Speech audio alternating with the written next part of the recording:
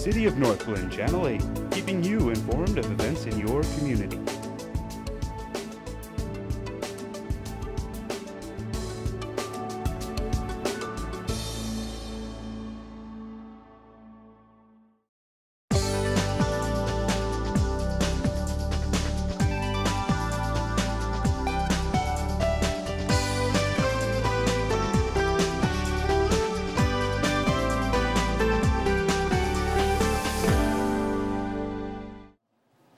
Good evening. I'd like to call our January 14th City Council study session to order. Joanna, would you call the roll, please? Mayor Dodge. Here. Mayor Pro Tem Escobar. Here. Councilmember Sowers will be absent. Councilmember Leidy will be late. Councilmember Downing. Here. Councilmember Brown will be absent. Councilmember Whitman. Here. Councilmember Duran-Mullica will be absent. And Councilmember Wilford. Present. Okay, we have one item on the agenda for the study session this evening. It is the Northglenn Civic Center update on the Memorial Parkway design. Are you going to handle it? I am. I'm going to get us started off. Okay. Thank you, Mayor Dodge, members of council. If I can get the PowerPoint. There we go. So we are here this evening to discuss a possible design modification for the proposed Memorial Parkway. As many of you know, who are part of the Civic Campus Master Plan adoption of that plan back in 2017, there is a design concept included in that plan. As you'll learn this evening, there are certain steps that have taken place, one of which includes the city working with Susan Stanton, who is here with us tonight, to do a check-in with the market.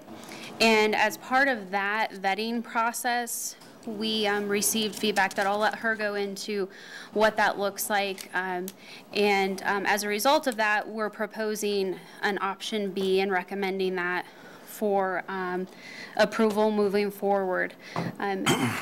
If I could just back up 1 minute here, I do want to introduce Nate Hasis, who is our co-project manager on the Civic Campus overall development team.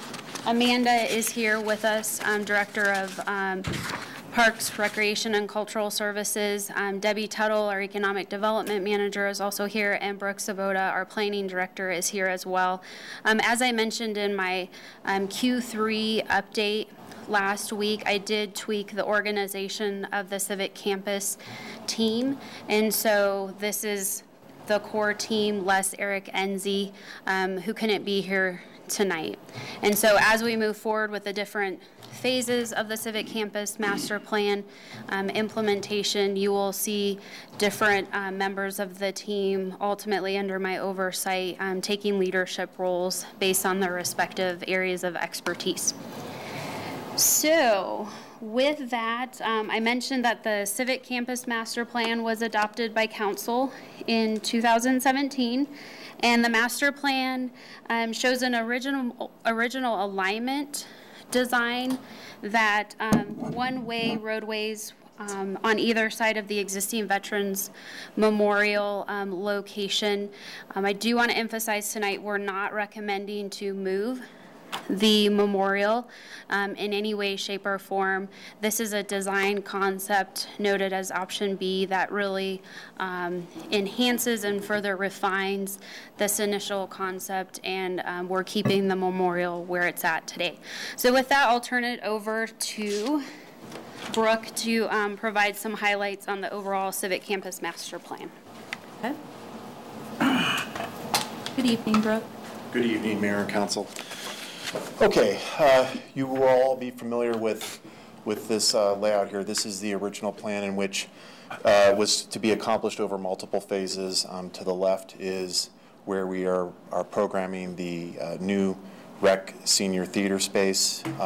And tonight what we're going to be focusing on, I'm going to try it here, bear with me. Yes, I know where the laser pointer is on this. This area right here is what we're going to be talking about tonight. Okay, this is just a 3D rendering of the previous slide, to sort of show a what if when we were doing the master planning exercise. And then we'll just again note, this is the Festival Street area that was the main talking point for tonight's discussion. So is Susan Okay. So any questions on the original layout that we covered? Okay, so I'm going to switch out now, and Susan Stanton from the Stanton Group is going to come up and share with you some of the market information. Hi, good evening. Good evening, Mayor and members of City Council. I thought you were taller, Brooke. So really, it's an honor to be here. My address is 2373 Central Park Boulevard, Suite 100 in Denver, 80238. And I really have had the pleasure and honor of being able to come in and really look at this exciting project that you all have been living and working with for many years, and was brought in, I think partially because of my background. I worked in economic development and public-private partnerships for about 20 years. I have a lot of private sector clients who do development throughout the metro area, and have just spent a lot of time around development. And so one of the components of the project was, hey, before we put, a shovel in the ground and spend this money, let's look at some of the private sector components of the project and make sure that those are viable, that there haven't been changes in the market. And so I think we're going to talk more about the full assessment in the future. But this issue came up because construction timing is critical. And so it's an important decision to put in front of you today for your consideration. And do I click here? Okay, here we go. Let's see. And the good news is, I think, actually this exercise, the private sector has really appreciated that the city of Northglenn was willing to, after so much effort, come back and say, let's look at things and make sure that we check in and that we're forward thinking in our planning. And so one of the biggest pieces that came out of this is this concept of Memorial Parkway. And there was some feedback that, the current design, which is a parkway design, with, really beautifully designed with streets on both sides, in some cases has created some problems in terms of creating activated spaces. And so one of the pieces of information I've heard from the community and from staff is that we want the Civic Center to really be a place that people come to a lot, and that is activated and brings people and really serves as a heart of the community. And so the proposal came to really rethink just a slight adjustment to the Parkway. So what you see here is the two proposals, and we vetted this back out to the private sector. The top proposal is called Option A, and that's the current design. And the goal of this was the idea that it could be shut down for festivals and food trucks and activities, but that people would come into that space because it would have design features and it would have the memorial for people to visit. The concern the development community had is if you're looking for daily activation, it's hard to get moms to hang out at the coffee shop across the street and let their kids run across and hang out in what they kind of think of as a median space. And a lot of the development community has talked about that, really that group, families who come into any kind of space, whether it's the dairy block downtown, Stanley Marketplace, these places that have been really successful at creating that daily activation. It's really about creating that fun, safe, and free environment for people to come into regularly. And so the proposal for Option B really takes a lot of the fine design elements of the Parkway and just suggests moving it to the north, and not having it separated from the future building space. Also having it be on a south, on a south sunny lawn area, as opposed to having sort of a shaded area that's caused by some of the northern buildings in the future. And it turns, the Parkway into two-way streets. And we'll talk a little bit about some of the feedback. You can see the report. I kind of gave you verbatim what we heard from our private sector folks who chimed in on this. So Option A, we talked a little bit about this again. I'll just make sure I didn't miss any of these key points. I think that the biggest design point here is it's a beautiful street. Like, you can see how people would drive down Community Center Drive, and that Parkway would create a statement of entrance into a project. And so that's, I think, one of the strong elements of option A that's different than option B in a different way. And then option B, which we've talked about, moves that Parkway, turns it into a two-way street. And what we're hearing a lot from not just the development community, but you're seeing it in places like Vancouver, is communities are starting to move away from one-way streets, and they're moving away from them for a couple of reasons. One, the safety factor, like two-way streets just calm traffic more than one-way parkways. And even though this is a small segment, and I vetted a few people, I'm like, hey, it's just a few blocks, you know, and they're separated by a small parkway, but that real sense of separation of the roadways did create a safety beyond just, you know, moms not wanting their kids to cross the street to go into the center activated space. The second piece was that also retail is wanting to be on two-way streets. In fact, there's thoughts that, you know, even someplace like Larimer Square actually ought to be a two-way street. It would be more successful as a two-way street. So you're seeing a lot of thinking around two-way streets, especially as people are thinking about new vehicles and how do you sort of future-proof development, and that's sort of more the gold standard of what you're seeing in development. So option B, I guess I would just add the other reason that I felt comfortable at least at even making this recommendation is I know that the rec center and the theater need to happen this year and get going. And when you really looked at the trunk infrastructure that's part of the Civic Center master plan, and Nate can speak to this better than I can, this was also a move that was possible without really disrupting what would be the utility systems for those buildings. It's really taking what would have split the utilities between the two roadways, moving them into a central roadway, and still accomplishing the same thing. So we think that option B gives you the chance to create a daily activated palette. And some of the thinking the developers had around this is, you know, you might want to be bringing Tai Chi out into the plaza from the rec center and activating that space on a regular basis, thinking about how do you connect the rec center over to the park and how do you create this constant activation of people moving through the space. I would tell you there are cities where I would not make this recommendation. You know, there's examples that you could look at. You know, Fletcher Plaza in Aurora isn't activated a lot if you've ever been there. You know, the Boulder City Building is in front of a plaza that's had some history. Skyline Park, because it wasn't activated downtown, had some history.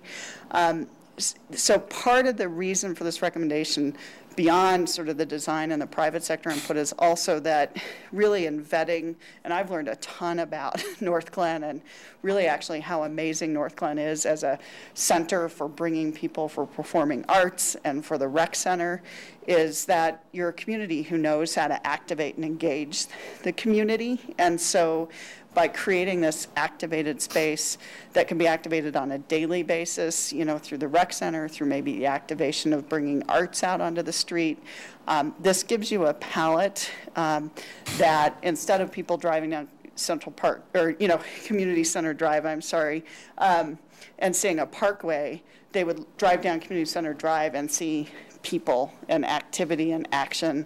And there was a lot of feedback from the private sector that to kind of take this plan to the next level and get that kind of activation, this type of move would be a step in the right direction.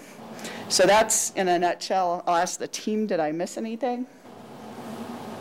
Okay. Questions, discussion? Questions for Susan? Or anyone else? Is that all the presentation tonight? And now it's all questions from council? Okay, just making sure. Mayor. Yes, Mayor. So in both the models, and I don't know if this is just a limitation of the software, but would the diagonal parking spots be the other direction? You know, I think it's a good recommendation. I wasn't sure if that was a defined decision on your part. Brooke? I don't know how else you would park. For option B, it's angled parking in both directions. Okay, so it would be angled in the direction you're driving. Correct. So that top side, you wouldn't flip back. Right. Okay. I figured that was the case, but I wasn't sure. What they have shown is backing parking, which has had kind of mixed success. Nate, stand up. Oh, I know. So there's a concept where they have back-end parking that's supposed to be easier to pull out and be a little bit safer, but it doesn't always work with the public, so we'll probably switch it back to angled parking in the other direction, but that's what's shown in the model there. Oh, so that was done on purpose? Correct. Okay, I thought it was a graphic limitation. It was done intentionally, but we're not recommending that. So we probably should have had them update the schematic, but we were moving pretty quickly on this, so we didn't. If you were inclined to have back-end angle parking, we could have that discussion, but we're not recommending that. I think it would be a bad idea personally. Let me just clarify this, I think. Yeah, I'm like, please tell me what you're telling. What we're saying is that there's angled parking for both directions. As it's shown here, it's shown as back in for both directions, but we can switch that to just have it head in for both directions. So was there any discussion around parallel parking? Sure. No, because I can't parallel park. Good evening, Mayor and Council.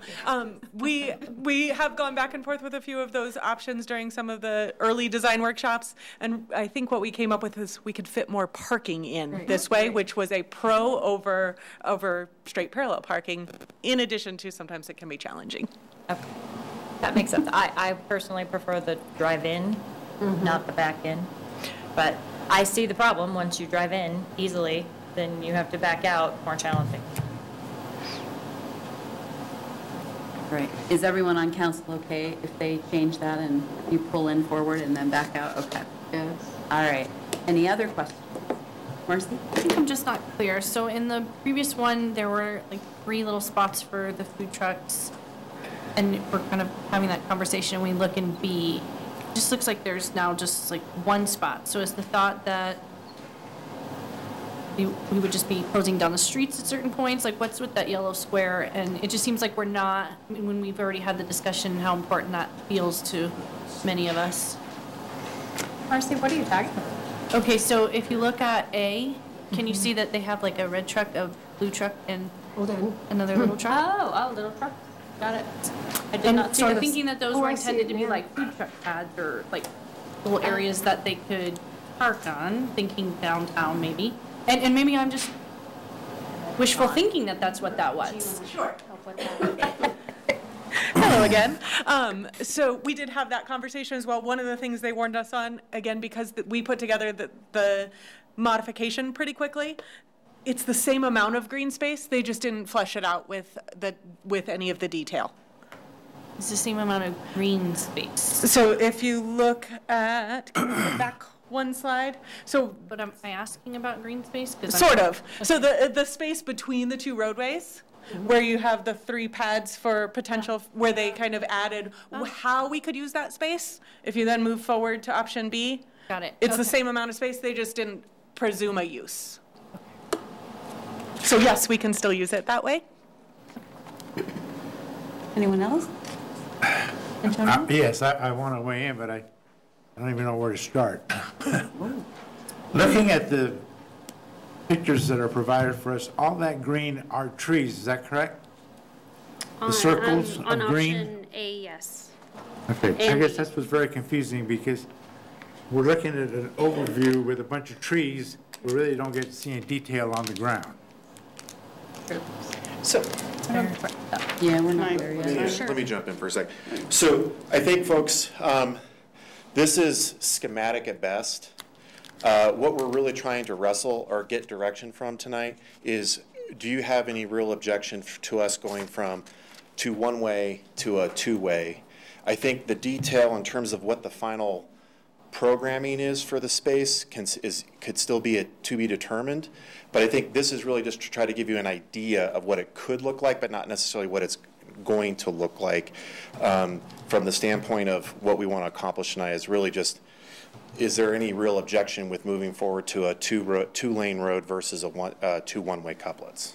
can I jump in? I prefer the one way in, one way out, instead of a 2-way traffic. If I could chime in a little bit, I think, on both of your questions for a second. I think these are definitely schematic. The feedback, and we receive these from, developers who do food truck, events and activities and really work on activating the space. And the sense is really you get a cleaner palette, not having the landscape area or the plaza area separated by the streets, that you're able to actually really bring more activation into one solid palette. So I think anything that you could do in the Parkway, the private sector input is you could do equally here and probably better from a activation, community activity. The Parkway, I think their feeling is sort of like streets at Southglenn. It is only utilized when people ice skate, when people go to the events in the Parkway, but people don't hang out in that Parkway at the streets at Southglenn on a daily basis. And that was one of the genesis of Streets at Southglenn, which is now about 10 years old. Looking back at that space, it didn't have that activation that they were looking for. Thank you. Yes, on the reason I don't like B is because if you're driving in on that 2-lane, the parking to your right is diagonal opposite of the way you're going. Is that correct? Yeah. I think that's a change that'll happen. I think the staff is actually recommending traditional drive-in parallel parking. This model is liked by bike enthusiasts because there are less accidents with cars backing into bikes. So the biking community likes this. It's not been necessarily universally adopted. And so I think staff's recommendation is normal head-in, or not parallel, diagonal parking. Yeah. So both would have the same parking situation. So yes, we would change that on, I'm sorry we didn't update that on the design, that the two designs you have in front of you, but you can see in option A, it's the same way. So we will update that because again, we're not recommending back in angle parking, which is trickier, a little bit more difficult for motorists, and so we're not recommending that. Okay. Good. Okay. Anyone else? Jenny? Quick question, thank you. In either option, are there protected bicycle lanes, or is that too far in advance when we're just talking about moving a roadway? Not at this point, given the width of the roadway and that sort of thing. We do have sidewalks that you can see on the design, but no dedicated bike lanes. And I don't even know from an engineering standpoint. So, again, it's important to remember that this is a schematic design. This isn't necessarily what the roadway will look like, other than the basis of one lane each direction and the angled parking. Some of the preliminary cross sections that we received from the first schematic design meeting did include bicycle facilities, but it also depends on some of the requirements from the fire district as far as the width of what the road will be. So if there's enough space, it might be included in there, but at this stage we don't know yet. But it doesn't mean it won't be there. Okay, so it sounds like we can have that conversation at a later. Correct. Okay, that's fair. But a follow-up question to that is I think I might not have seen it in any of the plans so far, and I realize this isn't final. But that does bring up the point of the bike path that comes out of RT, like with the whole realignment of the rec center and stuff. Like, do you know how that would align? Like, is the intent that that then goes through this area, or would it go like around the back side of the building? And I get that these aren't final, but I don't know that I've seen how that alignment would happen. So what I would say is you're looking at this area right over here, and this whole area that's laid out as a parking lot, and then the proposed city hall. We were talking about this area in here, so we would have to figure out what that connectivity would look like, and I think the intent would be to allow movement to Wagon Wheel. But we don't have that level of detail at this point. And really part of it depends on what this ends up looking like. But I think there would be an emphasis on pedestrian, bicyclist connectivity throughout the overall site. Because currently the bike path kind of curves now and comes a little bit up closer to Memorial Park currently, right? That's correct. Because that's showing it much closer to Ramada, right? Is that I think right? there's multiple pedestrian opportunities that we contemplated with the plan. Yeah, this might be an easier graphic to look at with the orientation to the north. I don't know if that helps. If we can add, talking to potential master plan developers or even parcel developers, there's a absolute, I think, consensus with you on that, thinking through the connectivity of this site from Wagon Wheel all the way to the park, and through and throughout the site, that, in order to really create an activated space, it's going to have that bike and pedestrian connectivity and not be entirely car dependent. And that's part of this logic of creating this safer two-way that slows traffic, which they generally, brings the roads closer together and helps tighten up that pedestrian bike safety. Meredith? Going back to something we talked about, I don't want to say I don't like it, I don't know why. But I am starting to figure out why it's not speaking to me. Is every other image we have shows option A. And that's why I think I'm stuck, is because like that is option A, the other one was option A, so I don't have aside from option B in its pretty narrow focus, I can't visualize option B like that. Like if that had an option B, that would help me see it. Because for some reason, and it's just a feeling, I know it's terrible, you can't judge like that, but it is literally like, I like option A. It speaks to me more. And what I realized is it's because that's what I'm inundated with, is images of option A. And so it would be helpful to see that in an option B. Does that make sense? It does make sense. We could certainly, if it's a desire of council to provide that, work with our consultant and do something more along these lines. I want to caution us in recognizing that this is a concept plan, and I don't want to get too tied to what these pieces look like. I think the known piece is where the senior center, rec center, theater is going, and where our existing rec center is over here.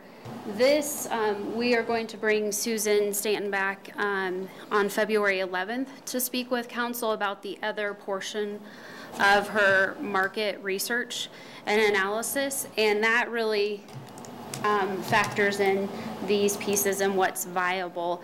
So I appreciate the desire to have a visual. I will say it could be, I don't want to throw you off too much, because this, I don't know if we can necessarily, I can have a designer put the two-way in here. It's just that overall site could look different moving forward. So that doesn't matter. Like I understand what you're saying. We don't have to get in the mud about the other pieces. But when I look, like even at page 14, that has the rec center, and it's got option A. And then page 13 has option A. And so I'm not interested in what the other buildings are. I'm just trying to see the roadway from the park to the theater.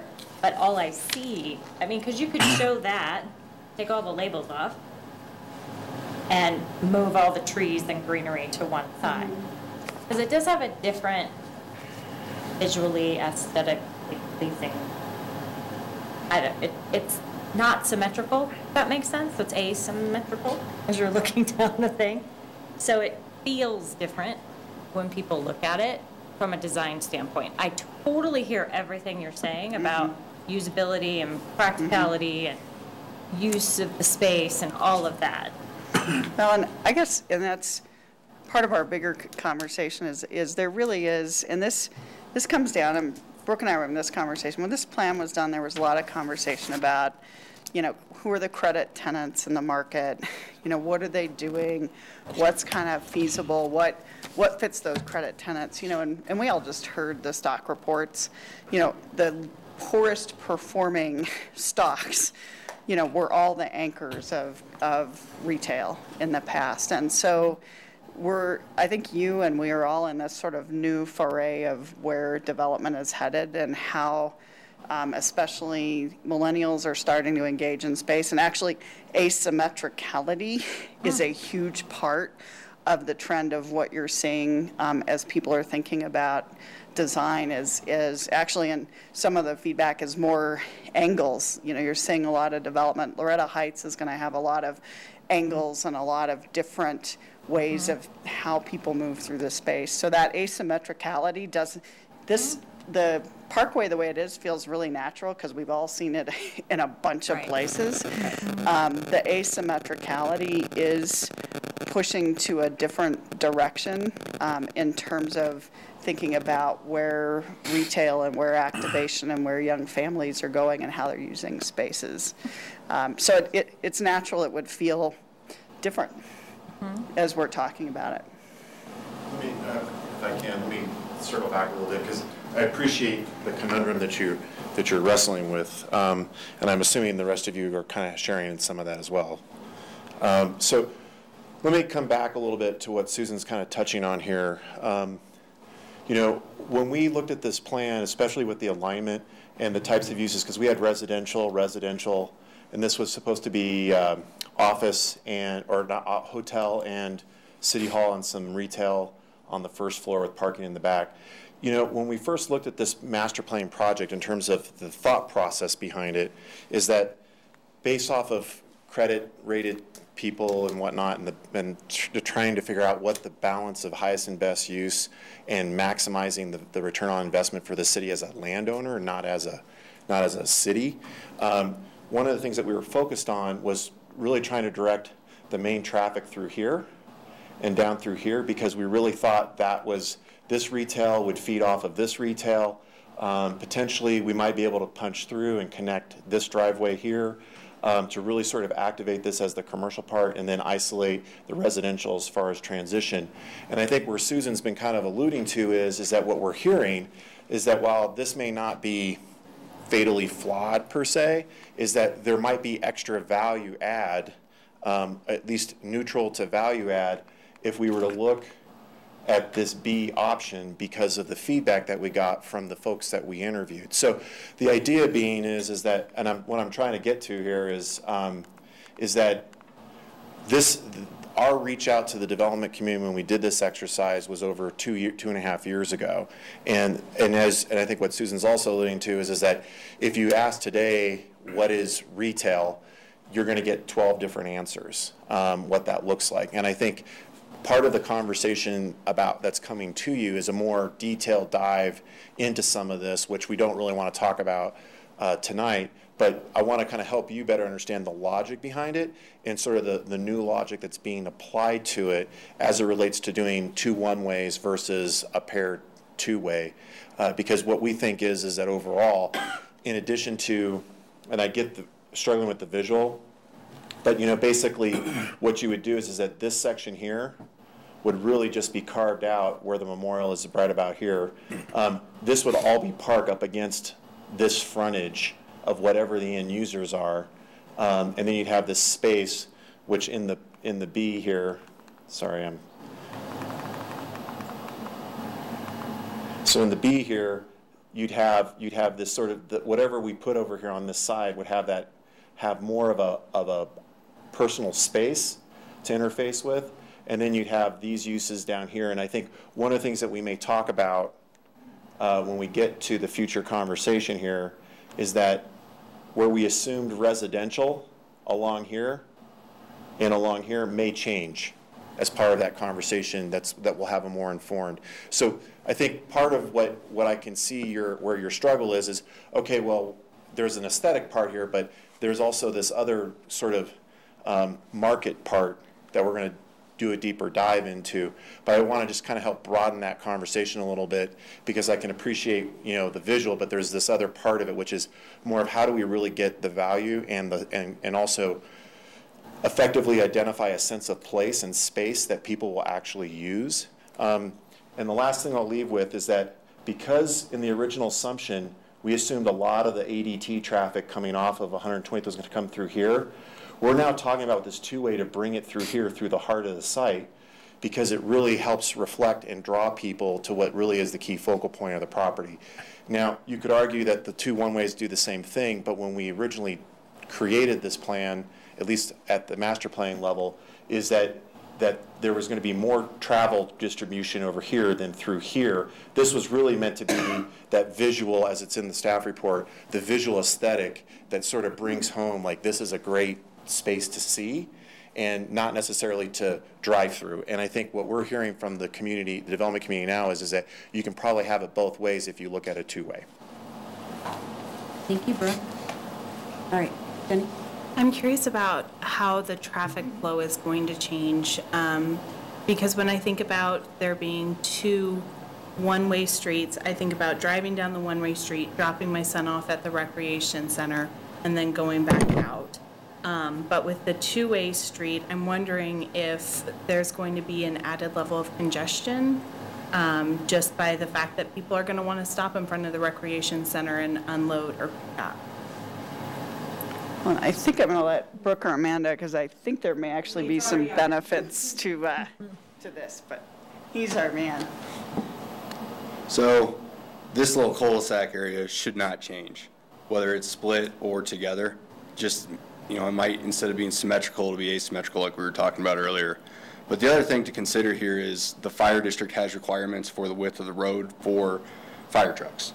And if you go to a one-way, you actually will have to widen out the lane versus the two-lane because the truck needs more area to turn. So that will create a wider lane, which study after study will show people will drive faster. So if you go to the two-lane, we can switch, I think the MUTCD can allow it up to 10.5 feet widths for low volume and low speed roads. That will slow people down. So back to your point about dropping your son off, that cul-de-sac will remain. Just the alignment of where you come in and out will shift. I believe it's to the south. So that drop-off remains. How it looks, I don't know. We'd have to look at the design. But as far as travel speed, dropping kids off, the roadways together would probably, or most likely, produce lower speeds and safer drop-off. Okay. Well, I think a private sector developer would say they hope that you'll stop, hang out in this space while your kid's hanging out at the rec center, as opposed to encouraging this. Because there's some concern from the private sector, the way the design is now, that it really just encourages people to come into the site, drop people off and leave, and trying to create those things that make people decide they just want to stay and be active in this space. If that's council's goal, and if that's sort of big picture where you're wanting to go, there's a sense of this. And it also gives you that extra space from the roadway to invest into public space or bikeways, because you're not having to oversize two streets for fire. Susan, I just want to say a couple of things. I would want to thank you first for the outreach that you did to the development community, because that's really important, and it gave a different perspective that we really need to hear. So I appreciate that. And for me, option B, I like it just from a pure safety aspect. I mean, you've got the parking away from the park, and you don't have people crossing the roads on two different sides. For me, that just spoke to me, and I like that so much more. I think having that designated space where people gather, I like it to the side where Meredith, like, it can't see the asymmetrical, and then I kind of like it like that. So I am a fan of option B. And council, tonight we are asked to come to consensus to move forward with an option, if that be option B. So if anyone has any more questions, please ask them, but if not, we can go forward and see if we have consensus to move forward with option B. I have one more question, and I'm good moving forward with option B, but Can you go to slide 18, which has the evaluate master plan and it has the icons? I just need to know, is this like leading up to the conversation for February 11th? Because I feel like, what was I supposed to get from this slide? It is leading up to the February 11th conversation where we'll talk about the overall site. Unfortunately, just given our contract with BRS and the timing, we needed to bring this to council sooner than waiting for the overall discussion. But I do think they are somewhat independent of one another, which is why I was comfortable bringing it forward. If I could just chime in, it's so the sequencing, and I'm sorry it wasn't clear on that. So the initial analysis went out to about 20 developers in a broad range of perspectives. And so there were other recommendations that, you know, are more of a conversation, and they're really centered around activating the site. This item came up as a pretty strong recommendation, and then we went and vetted it back with half of the respondents. And so, because we knew you had to make a decision out of sequence, I would prefer this to be made, you know, in light of a larger conversation and preferably with a developer at the table. But we went back and asked the question. There was really only one developer of the development group. There was one developer who said, I like option A.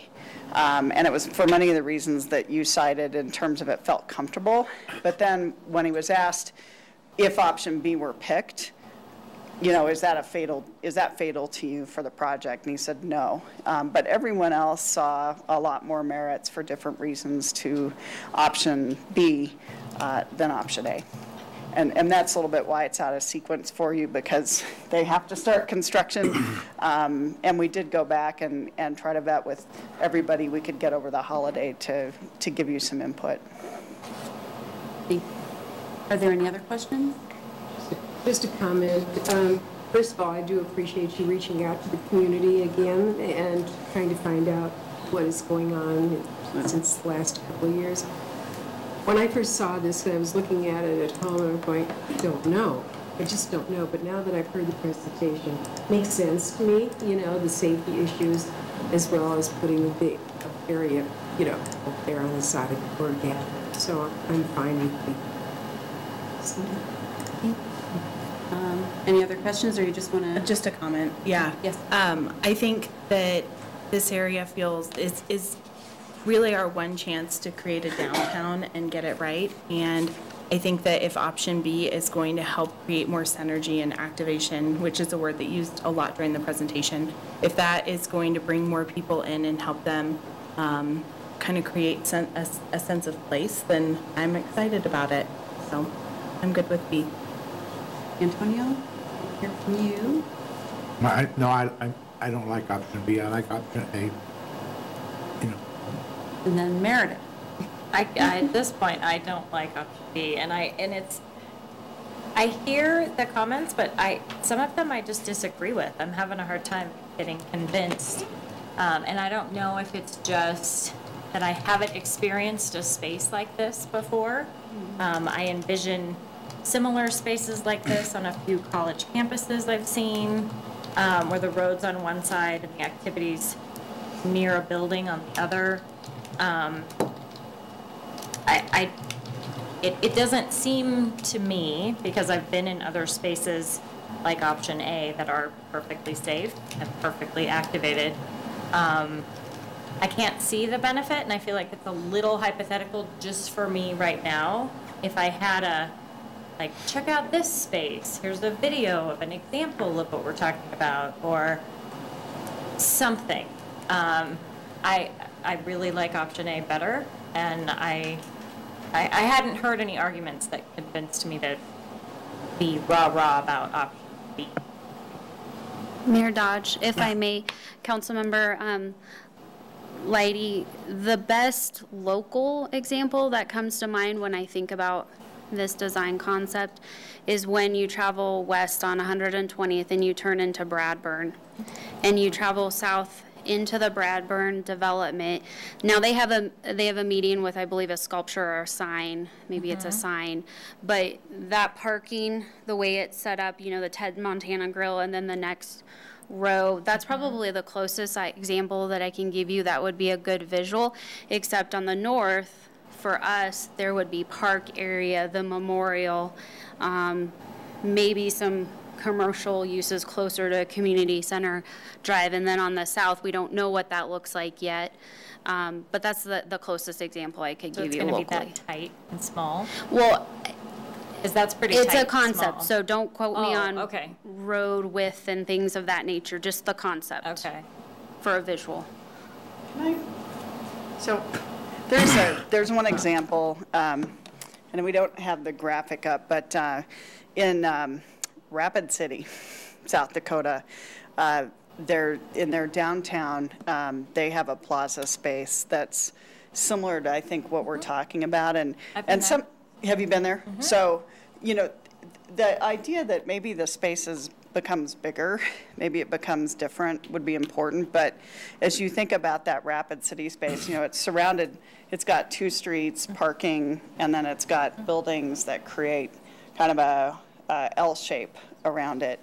And so what you see is, you know, the retail really performs only kind of on the corners near the street, but there's, you know, a nice little ice cream shop and, you know, hamburger place. And it really has become a congregating center where people hang out in those family-friendly spaces, and then their kids are out and in that activated space. And so, you know, one, I think it's interesting because it's Rapid City, so it's another cold climate, you know, and this kind of plaza space works. And so it's really just the idea of taking something from being passive. If you kind of Google Earth streets at Southglenn, you know, you can just, I mean, you can see it's not used. Or if you take a look at that Rapid City space that's asymmetrical with the streets, it's really that idea of activating the buildings and the plaza space together. So Heather, I would say, you know, we've got consensus of 6, but we're missing 3 council people. So I'm not sure how you would like to move forward. We don't have consensus. We do, but we only have 6 people, so there's 3 who aren't weighing in. I did speak with Councilmember Becky Brown earlier today, and she did voice support for option B. In terms of our window of time, I could bring this back to the January 28th meeting if you'd like me to, and we can do one final check-in. But really anything beyond the end of the month puts us into a time frame with our contractor BRS to where we'll start losing time on our planned schedule for breaking ground towards late summer, early fall, and it'll cost us money. So I'm more than happy to bring it back on the 28th as one last check-in if council would like me to do that. Or go with the consensus tonight. Go with it as tonight. Go with it. I would say go with it also. I would like to bring it back. I mean, there are 3, it's essentially a third of council that's missing from the discussion. Yeah, well, we can't do that every time that we have an issue to move forward with either. That we have to think about too, so. And we will touch on it again occasionally. It's not, this isn't the last time we'll see this, correct? Or let me just think about this. What would you say, Amanda, in terms of the schedule, the roadway design? Just trying to think through the steps. I mean, the decision needs to be made by the end of the month. So if we move forward with design option B, we cannot in February, March, or April, regardless of what comes back to council, make a decision to change. This is enough of a change that really, with the impact of utilities and things like that, and just the overall engineering design process, we need to have a decision by the end of the month. For me personally, hearing from the development community, which favors option B, we have 4 sitting tonight that favor option B. Staff, I think, favors option B. My inkling is just to move forward as consensus was received tonight with this amount of people on the dais. Okay. I agree. Does anyone else want to weigh in? Or? Well, I disagree, but I don't see any reason why we can't bring it back on the 28th You know, that's 2 weeks out. And in terms of future planning, to me, having two accesses, we don't know what's going to be to the right of us or to the left of us. That's another phase. All we're doing right now is building driveways into the rec center and the theater. So the less driveway you build, the more you'll have to build later. You build it now, you have two roads, and they'll serve both sides. Instead of one road, we don't know who's going to be on either side. That's the advantage of it, one way in, one way out. You can change the one way into it. You can change both of those aisles into a two-way if you want to. Other than, did I hear that Do you have if any- it's one, it has to be wider space, isn't that what I heard? Well, when you look at page 6, and you see all the development that, of course, isn't going to be part of phase 1, but it will be one day, I assume. Right. We find the money to do that. So having two accesses makes, to me, more sense in terms of future growth rather than one way in with a two-way road. Sure. And you guys are wrestling with the same conversation that we had. And I think part of what we were trying to do in terms of framing this conversation tonight is to help balance that conversation is the fact that because we went and weighed in with the development community again, we've got new information that broadens our possibility on how to approach this. I think the one other aspect to this that we didn't really touch on is that by the end of the month, time will be of the essence because we will need to make a decision because if we end up doing just whatever option we end up doing, we need to be able to lock it down for purposes of moving forward with entitlements, with the design build for the design for the infrastructure as well as for the building. Because if we hold off or push that back any further, as what was kind of alluded to, we potentially run into increased costs. And I think to your point, Antonio, about the 2 lanes versus 1 lanes and whether you want to switch it up, what we're really trying to do is manage our costs on the horizontal infrastructure, and that's why we're checking in with you now about this, is so that if we go down the road and we want to change it later, there's cost implications, which we have a fixed budget for this project. So, you know, hearing what you guys have said tonight, it sounds like that we don't have consensus on to move forward with the folks that are here. And that there's not consensus on whether to move forward or not move forward. So I think it might be best to give us a little bit more time to come back at the end of the month with some of the, and respond to some of the feedback that we heard and hopefully have a better attendance to move forward. Well, I don't like that because I think we do have 4 people that said to move forward, and at the next meeting, who knows who'll be absent then. I mean, you've always got that dynamic, so. Understand. Who are the 4 people? Who are So the I don't 4 know. people, Mayor? I thought you said yes. Well, I Marcy mean, said I'm yes. like somewhere in the middle, but Okay, well, you said B when I asked. Sure. So Marcy, me, and Joy. that's only 3 though. No, that's We're 4 Okay, people. that's fair. It's late in the day. Yeah. So I'm going to leave it at that, and then it goes back to staff, and, I mean, you're going to have to make the decision. I feel like we have consensus of the council that's here this evening.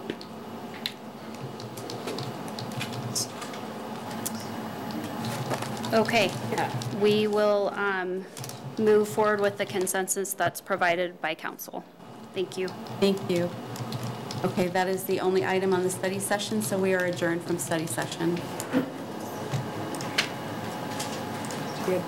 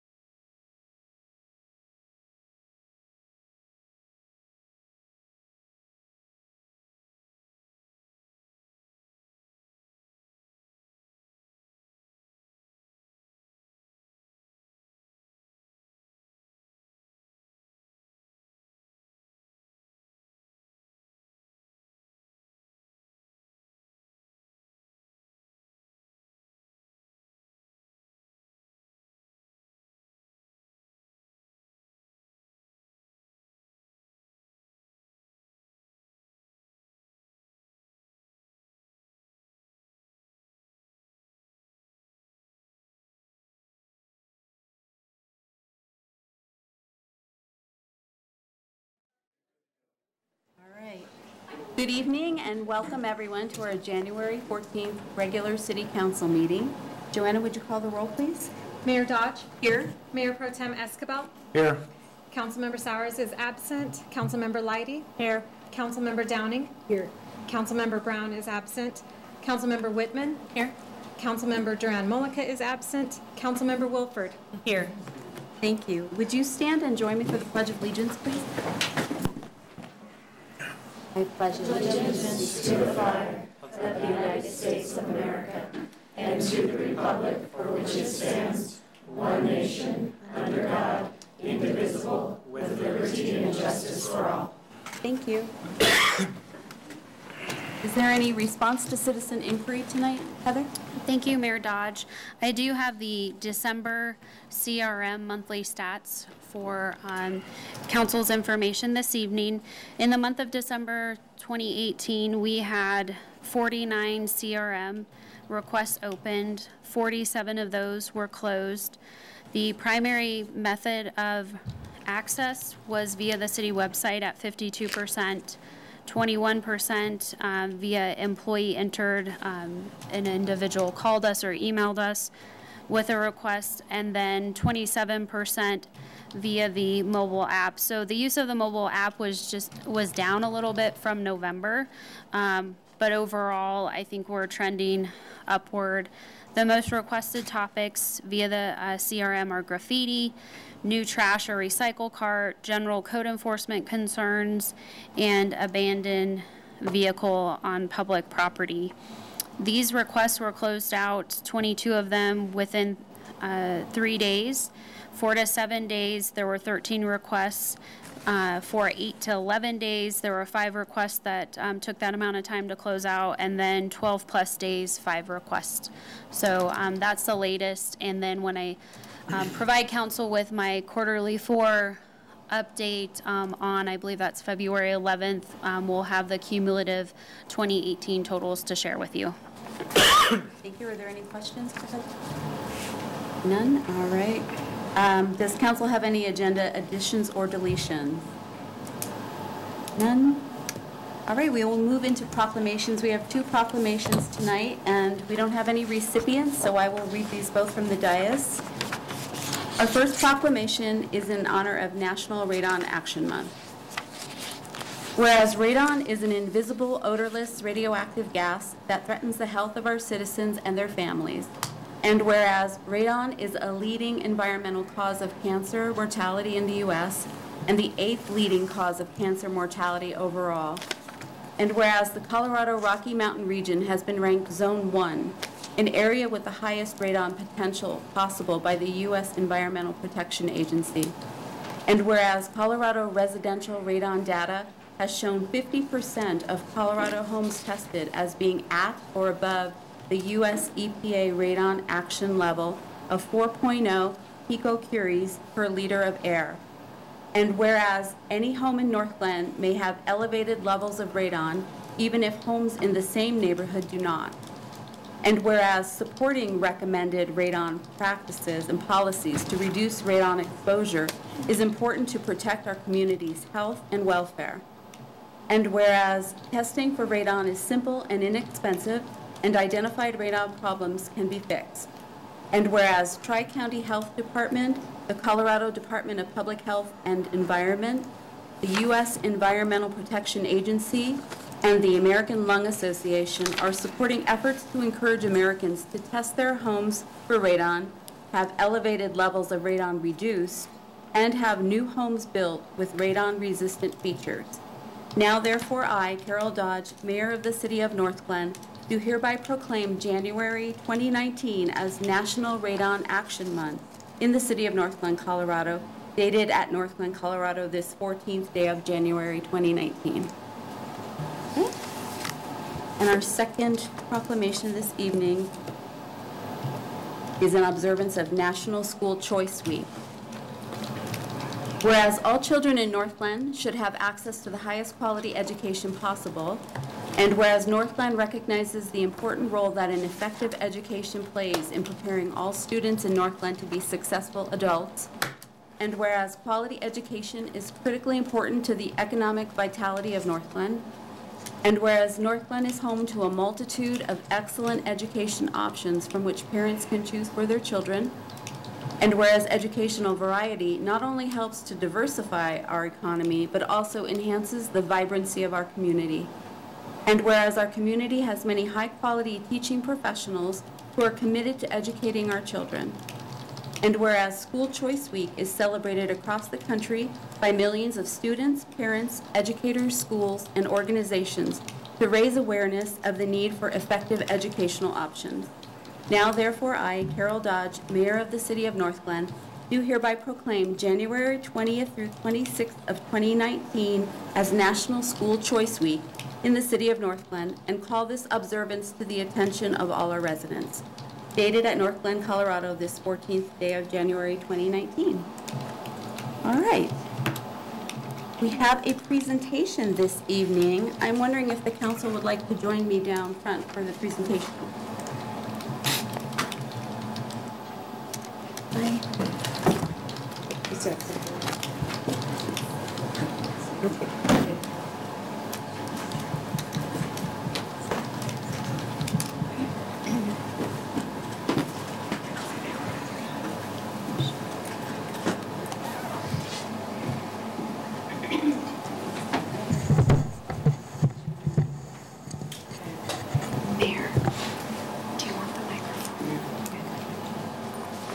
So this is somebody who has done a wonderful service for our community, and his name is Brian Tanner.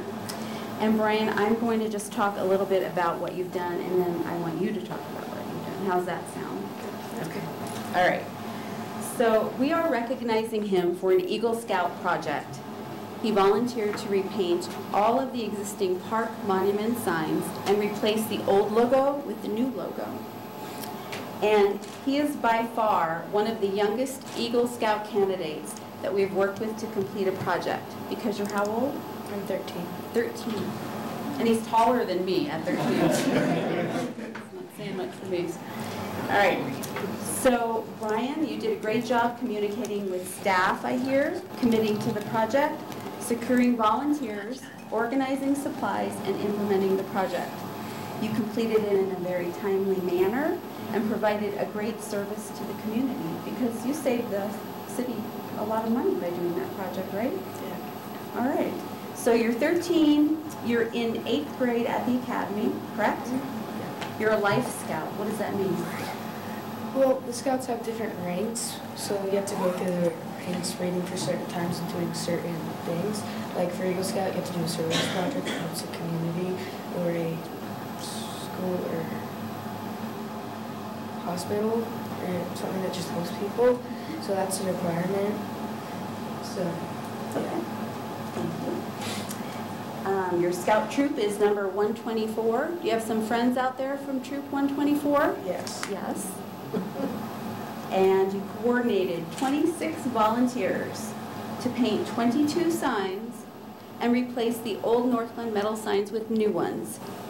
They worked for 2 Saturdays on November 10th and 24th, and each volunteer spent 6.5 total hours working.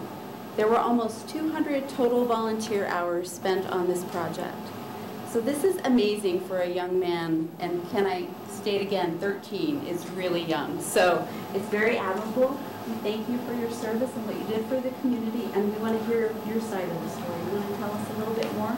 Yeah. So, first of all, I couldn't do this without the help of Jenny Murphy because I didn't have a clue what I was going to do or where I was going to go. So then I figured out who to contact, and it was her. So she gave me ideas for a project, and I chose this one. And we just went through it. We got a lot of help from people and friends from my church and just all around. And we learned to paint the white first before the green. We wish we learned that earlier. It saved us about an hour.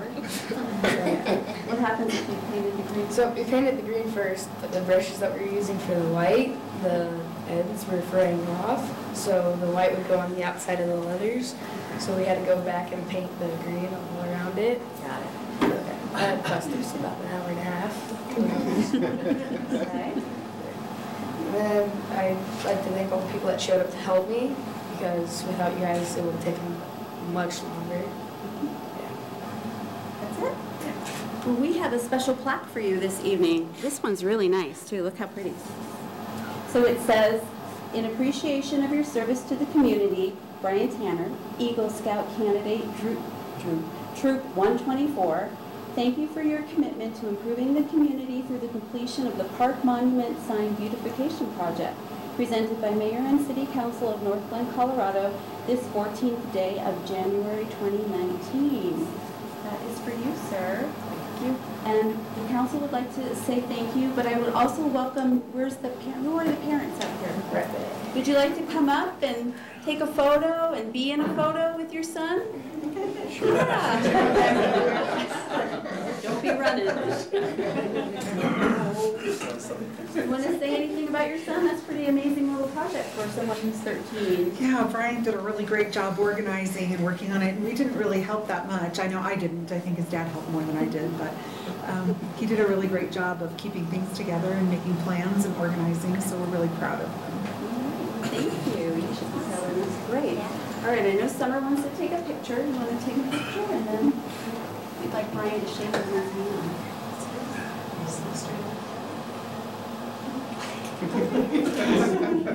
I don't think that's a smile.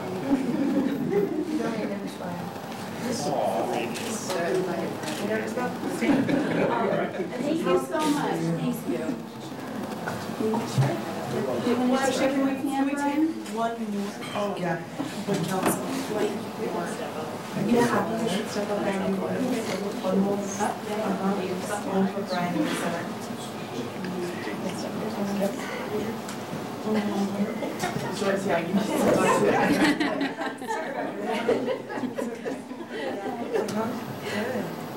Summer, can you move him a little so you can see Marcy? Oh.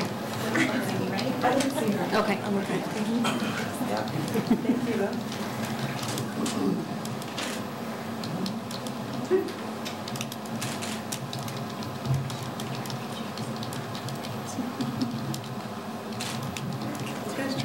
But I saw the same video, so.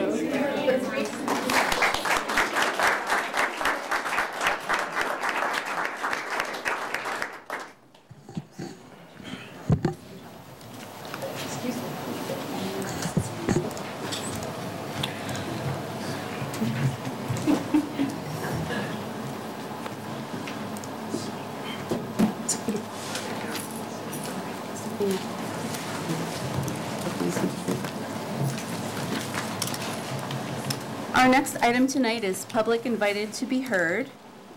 Statements shall be related to city business and limited to matters of community interest. And I do have one person on the sign-up sheet. It is Mary Peary. Would you like to come forward? Hi, Mary. Hello, Council. Hello, Mayor. My name is Mary Peary. I live at 11333 Sherman Drive. I'm here tonight to talk about the parking along Lincoln Drive, East 113th Place, and Highline Drive. I have a friend, she lives over at the Reserve at Northglenn, and on January 7th, she was given a letter that said that there was going to be construction of 2 new buildings, that the parking garages were tore down, which they have been. This demo work's already occurred and the area is already fenced off. And the letter states that at this time, if you're unable to find a parking spot on site, we recommend that you park on the public streets of Lincoln Drive, East 113th Place, or Highline Drive. Well, my friend, she works until 8 or 8:30. She cannot find parking at the Reserve, so she is forced to come over into our neighborhood. She's gotten to the point where she doesn't want to move her car and lose her place, and there's people that she's talked to at the Reserve who are just like that because they don't want to have to cross Malley Community Center. It's a very busy street. And also, I have here a couple neighbors who live along Highline Drive, or I'm sorry, live along Lincoln Drive, Jerry Castillo and George Clocker.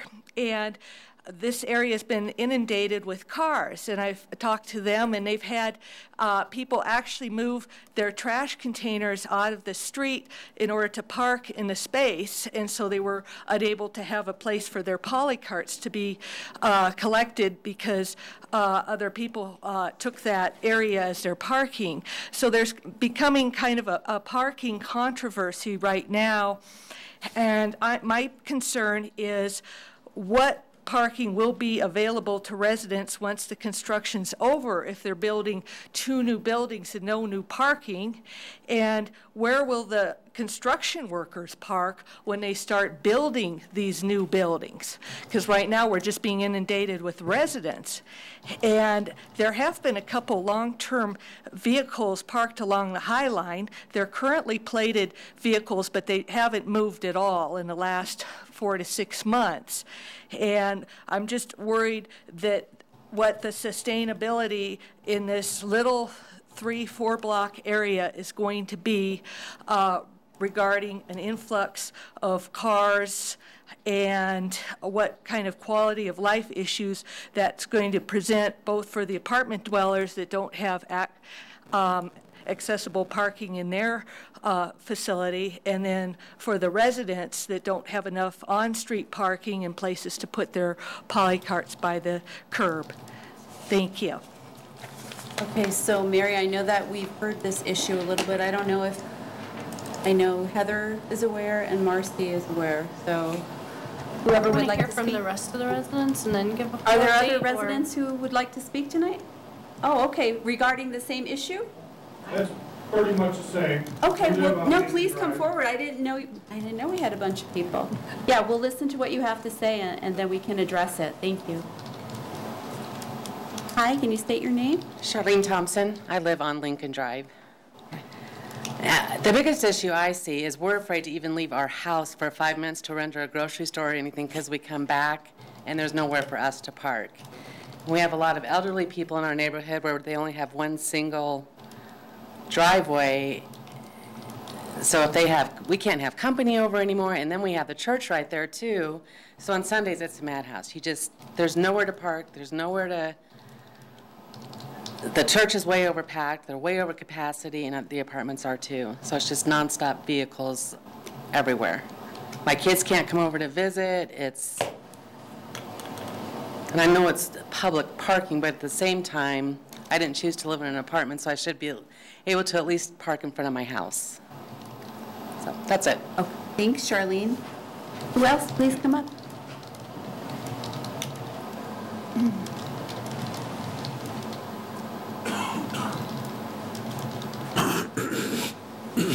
Good evening. My name is George Clocker. I live at 11362 Lincoln Drive. And actually last Tuesday night I called the police because they were blocking driveways. They took 3 of my trash cans, put them in the street and on the sidewalk. So if I wouldn't have seen that, I would have not got my trash dumped. 2 police showed up. They could not even park their cars on the sidewalk or whatever because they were middle of the street. There was no parking. I actually have pictures. Well, I don't have my camera with me. Pictures of people blocking the driveways. And like I say, the trash cans is the biggest issue. There's cars that park. They come around the corner on Lincoln Drive off of Malley, and they park right there. There's 1 car parked there right now that's 5 feet in the street. You can't see when you pull up the intersection because of the cars parked there. It's getting to be a pretty bad issue. Thank you. Thank you. Is there anyone else on this same issue that would like to be heard tonight? No? Okay. All right. I know that we discussed this when the apartment complex was ready to do the construction, and they kind of reassured us that this wasn't going to happen, so it's unfortunate, and I think we'll definitely take steps to address what's going on, but I'm not sure what's going on behind the scenes. I'm happy to provide an Okay, update, Mayor please. Dodge. A couple of things. For our residents with us this evening. I went out last Sunday after I'd received a complaint from Councilmember Whitman from a resident that had reached out to her and saw the issues within the apartment complex itself as well as on Lincoln Drive and a few of the other nearby streets. We've reached out to property management, to the general contractor, and notified them of where they need to have cars parking and where they're not allowed to park internal to the apartment complex site. We do have some challenges that we're still working through in terms of ensuring that handicap accessible parking spaces are available. In terms of the impact on neighboring streets, one of our staff members reached out to the owner, and I just am reading an email that I received late today about 4 p.m. in terms of communication with the owner to try to facilitate finding additional parking either in the church parking lot because of the impact to the neighboring streets and just the congestion issues that it's causing on the internal site in terms of individuals parking in fire lanes, double blocking, and that sort of thing. So the issue is not completely resolved yet. I think we're making progress in reaching out to the property owner, but I still have some work to do in trying to facilitate addressing the issue for one resident, which is needing a handicap accessible parking spot, and then minimizing the impact to the neighbors and the adjacent neighborhoods. So that's the update that I have for you. I'll continue to work with staff and planning to see what we can do to resolve these negative impacts. And in terms of the parking, the question about the parking for the development once it's done, I believe there should be adequate parking based on the building design, but their construction is anticipated to take 12 to 18 months. So I am working to try to mitigate these impacts. Marcy, did you want to add anything? I think the only thing I want to add is that, you know, I definitely have stressed on my concern around Highline as well, because we have a kind of a double whammy right there. We have another apartment building who is charging their residents, so their residents are parking on Highline. We've been trying to deal with that situation. And I know PD has been tagging some of the vehicles. They've been putting orange, okay, I shouldn't say PD, that might be code enforcement. One of the two have been tagging vehicles with the orange tags to try to deal with some of the cars that have been parked along Highline that have not moved. So I would definitely say that's something that we've been aware of and have been trying to move. We've had some success with a number of them. I do think that there's a couple of houses that have more situation we need to address on Highline. And I just want us to stay really firm with this development. This was one of the things I brought up when they were here for their permitting, and I directly told him this was already an issue on Highline, and I just don't want to let up on him just because he thinks he has the right to push people into the community. I get it, it's a public area, but he needs to make sure he's dealing with this. I will continue to pursue, and we will not let up given the impacts. And I appreciate the residents coming this evening and sharing their perspective. So I'll continue to move forward with this and provide council with an update as I do so. Is any type of temporary signage or curb painting around, you know, where some of the residents are and they're trying to get into their own driveways and put their own garbage cans out? I don't know if that's an option at all. Mayor Dodge, we haven't gotten to that point in talking about options, but based on the email that I got this afternoon, and again, it was about 4 o'clock, so I didn't have a chance to touch base with Brooke and Alan and Becky and really put our heads together and figure out, based on the owner's response, you know, what our response to that looks like. But we'll do that tomorrow. So residents, I hope that you at least feel good that we're working on the problem, and hopefully we'll get a resolution for you.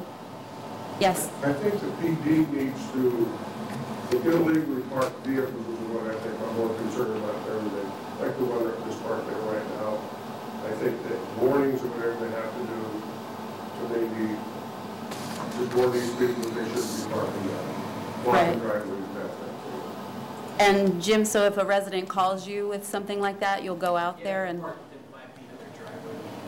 Within 5 feet of the driveway, okay. So, you know, that's your due diligence to make the phone call to the PD department, but at least they'll be there to help you. But so.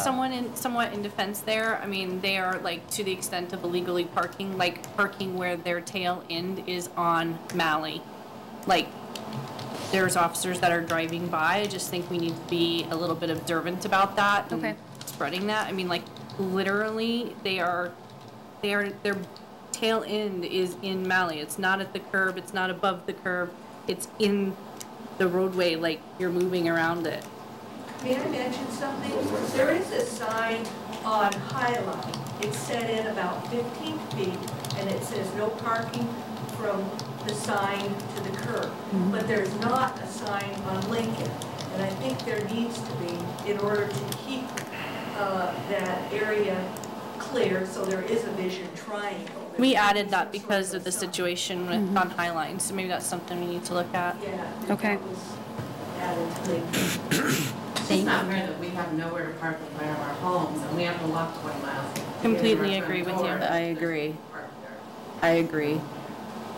I just welcome, I'm so glad all of you came here tonight because we don't know about the problem unless you do, and so many of you, that helps the louder voice. So thank you for coming tonight, and we will definitely pay attention to what's happening there. Yes? There is a lot of space right to the west of this right here. Yeah. That's true. That's what they did before when they were building, what was it that happened to us before? Right, but people won't park there because it's too far from their apartments. I mean, it's kind of the people that are doing the parking, they're just taking advantage of the situation and going right there because it's as close as possible to where they live.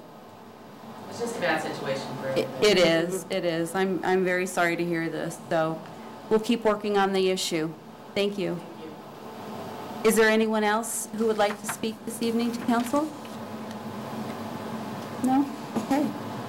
Seeing no one else come forward, we will move to the Legislative Policy Committee update. Thank you, Mayor. We met this evening and discussed legislation and made a plan for our upcoming legislative dinner on February 4th. That's all. That's it. Okay, thank you. And then we will move to the financial report with Jason.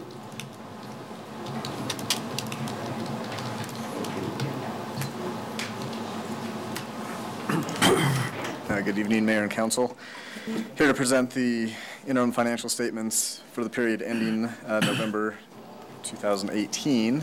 We'll go back in time for a little while, for a couple months on these. So this is just a regular monthly update, so I'll be kind of brief.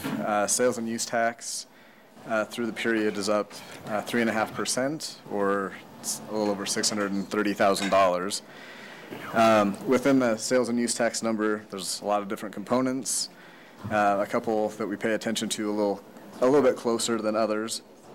Auto use tax specifically is down 1.9% year over year. Food tax and marijuana tax are both down 1.6% at this time.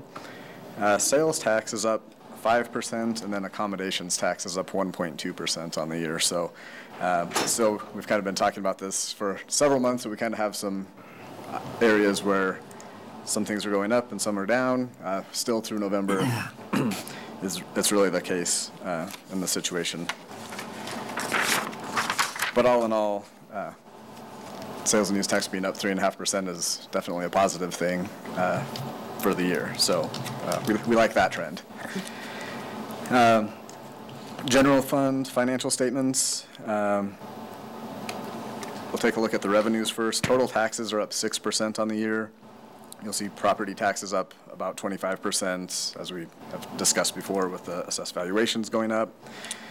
On the revenue side, in total, we're up 5% at just over $23 million. You'll notice on licenses and permits specifically, that line item is up just under 33%.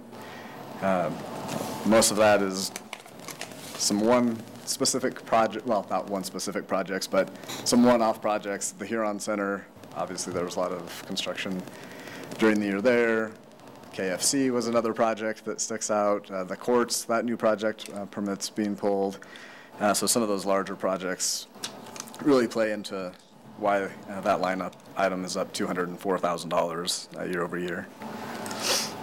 But overall, revenues, we had budgeted for a 2.5% increase, and they're up 5% through the month of November.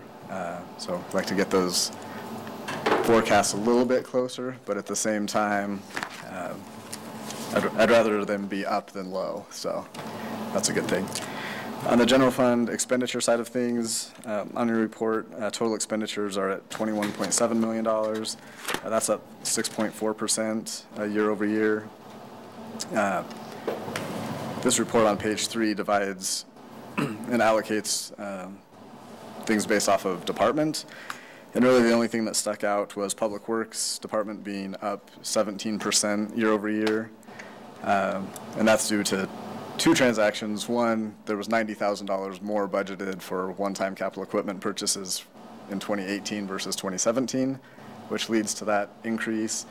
And then additionally, the traffic calming expenditures that we made, and the budget's not reflected here since that was adopted in December, the supplemental piece, and that was just over $140,000. So those two pieces make up the majority of that change year over year. And then I'll move ahead to the water fund, where total revenues are at $10.3 million and total expenditures of $6.6 million. Overall revenues in the fund are up 7.5%. Water consumption, that line item in the blue box down at the bottom of the page, that's up just under 10%. There was a 3.5% rate increase implemented, and then consumption is actually up a little over 4.5%, and that's driving that increase of the water usage line item. Expenditures in total, are in line with what we'd expect. The discrepancies are from one-time capital projects, as we've discussed. And then turning the page to the wastewater fund, total fund revenues are at $3.4 million and expenditures of just over $3 million. Again, on the operating revenue side, revenues are up a little over 7% on the year, and that's consistent with what we had planned with rate increases.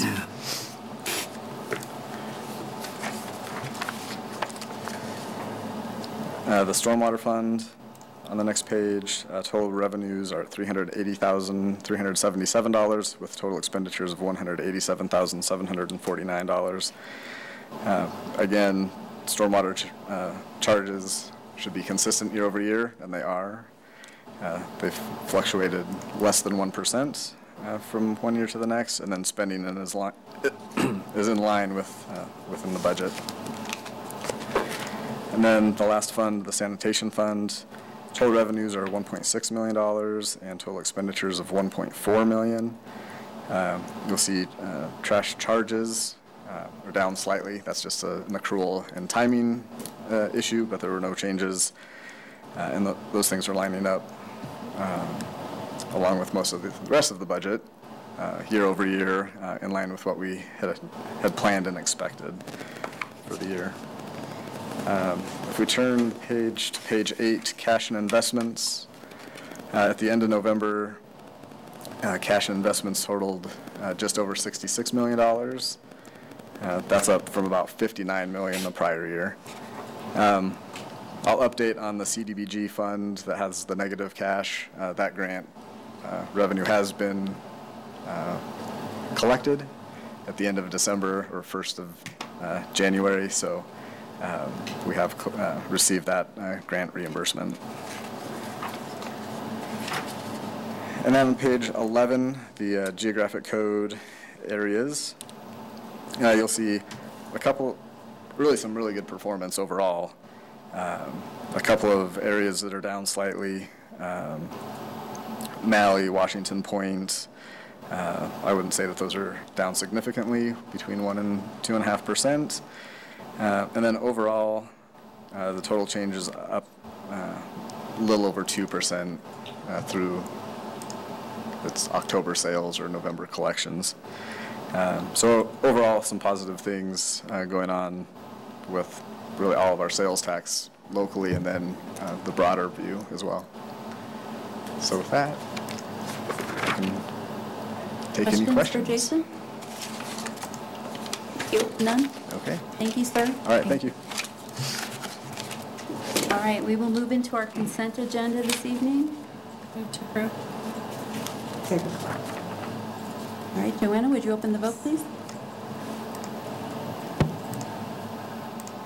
The vote is open. Please vote.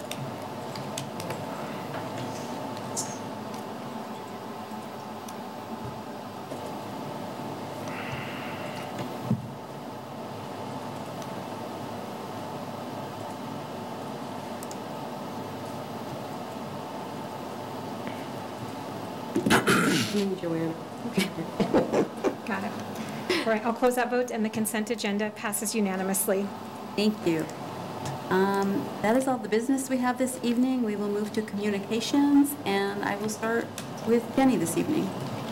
Thank you, Mayor. Just a few updates. First, I attended the Parks and Rec Advisory Board meeting last Thursday and started to hear from folks who are seeking permits to vend in the parks in this next year. Secondly, I attended the Save a Lot ribbon cutting last Wednesday, which was fantastic. Congratulations again to that grocery store for opening. It's a very big deal for Ward 4. I know that residents have been wanting a grocery store there for quite some time. And then I wanted to wish Councilmember Sowers, who's not with us this evening, a very happy 27th birthday. And finally, a very warm congratulations to Councilmember Duran Mullica, who's not with us this evening. She gave birth to a little girl, Autumn Grace Mullica, born on January 2nd and weighing 7 pounds, 3 ounces. That's all. Thank you, Mayor. Thank you. Marcy? Yeah, so I attended Mingle with the Mayor on Wednesday night. There were about 50 people there. I saw in the back. I saw you walking in the back. You know, I think it was, I have to say, I think it's one of the most engaged group of residents that have come out. They really had good questions. I think they had fun with it. I think the staff had fun with it. And so I just appreciate everybody for coming out to that, and look forward to another one being successful like that. Also attended the Save a Lot ribbon cutting, and I noticed tonight the positive increase on the sales tax, up 15% in that area. It just kind of makes me think about when this room was full back in 2015 and we were contemplating eminent domain and making a tough choice of whether or not to move forward with that, and the council at the time and NURA being so strong about saying we needed to do something. So I think it's really a positive outlook for that center. And then I did want to just pass along that I got some feedback at the Mingle with the Mayor, just 2 people.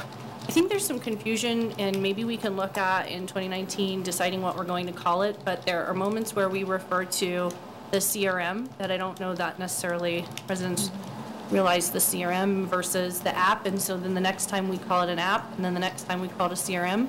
So I'm just wondering if there's some kind of, can we just name it one thing and keep calling it that one thing instead of confusing residents with this idea that they have to track down a CRM versus an app? I think that would be great. And that's it. Thank you, Mayor. I too attended the ribbon cutting at Save a Lot and hung around quite a bit after, just talking to people. It was amazing. It was like Christmas to me. It was amazing for my community. The ward, people were coming from 98th all the way up, and they said they used to drive down to 84th. Now they can come from 98th up to 104th, and I heard nothing but positive comments. I mean, the lines were just checking out of that place took forever. It's a feather in our hat for sure.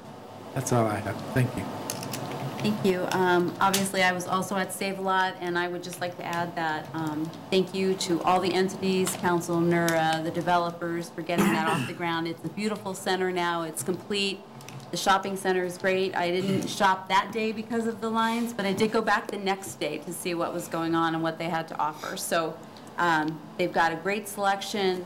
I think they had a really great meat counter. I really enjoyed that. And I like that they don't use plastic bags at the end. They have boxes similar to what Vitamin Cottage does, so you just kind of put all your items in the boxes. So kudos to them for being environmentally friendly also, and I think that they are going to knock it out of the park there. In my mingle with the mayor, Marcy kind of alluded, it was great, well attended. I want to thank staff because I love that you guys did the 50th anniversary slides that ran continuously all night for people to see. That was really nice. And that staff could also do presentations on the screen. So that was really nice. Thank you, Periodic Brew, for letting us do it there. I don't think we interfered too much with their business. I think the people that were there actually were part of the conversation, so it was really good. Happy that that one went well, and that is it. I also attended Save-A-Lot grand opening, and it was very exciting. After so many years of working so hard, I just want to thank Mira and the City Council, current council, and the past. You know, everybody did a great job. You know, I think the community is going to be very happy. So that's really good. I'm excited about it. For those that are brave of heart, there's going to have a second winter bike to work day on February 8th. Last year, I know some of our staff partook, and their hair was even frozen when they were outside. So, but we're going to do it again. So, you know, prepare. And then we did attend the Honky Tonk Angels the last day, and that was so much fun. It really was. So, again, our theater and everyone that works there, they did great jobs. We had great fun. So, yeah. Hi, Meredith. I went to the soft opening of Save-A-Lot and had just as much fun. It was great. It was awesome that Councilmember Wilford did a Facebook Live. That was fun to try that out. I'd never done that before. And it was just so welcoming. And the general manager grew up in our community, and so she's so happy to be back. And that was just fun. And mingle with the mayor, I had sort of the back of the room view, which was great because as some of their customers came in, we just brought them into the conversation. So I don't think they were expecting the topics, but they jumped right into the conversation, and it was well attended. And I did also love the photos of the 50th anniversary birthday that we're having running the whole time. That was really fun. Okay, thank you. Joanna? I have nothing tonight, Mayor. Okay, Heather? I'd just like to remind the community that we are taking votes for our 2019 summer movie series. So if you go onto our city website, you can vote. There's 10 plus options, a variety of movies to vote for. So please share your thoughts with us and nothing else. Thank you. Corey? Just briefly, the opioid litigation, the lawsuit that the City of Northglenn as part of the municipal coalition was actually filed on Friday afternoon. Today, the City and County of Denver issued a press release. We are listed as one of the members of the coalition along with several others. So it has been filed. All right, that's great news. Thank you very much. All right. I have one more public invited to be heard. I see one public that I don't recognize. Would you like to come forward and speak to council? Not to put you on the spot or anything. No? He's here for our executive session. Oh, God, I'm sorry. Okay, well, good. I'll get to know you in the executive session. How's that? All right, seeing no one here to speak, I move to adjourn the regular city council meeting to enter into executive session pursuant to section 4.5, parent D of the City of Northglenn Home Rule Charter for legal consultation and advice. Second. All right, we are adjourned. You need to take the vote on that. Oh, I'm sorry. I'm sorry. Joanna, would you open the vote, please? The vote is open. Please vote.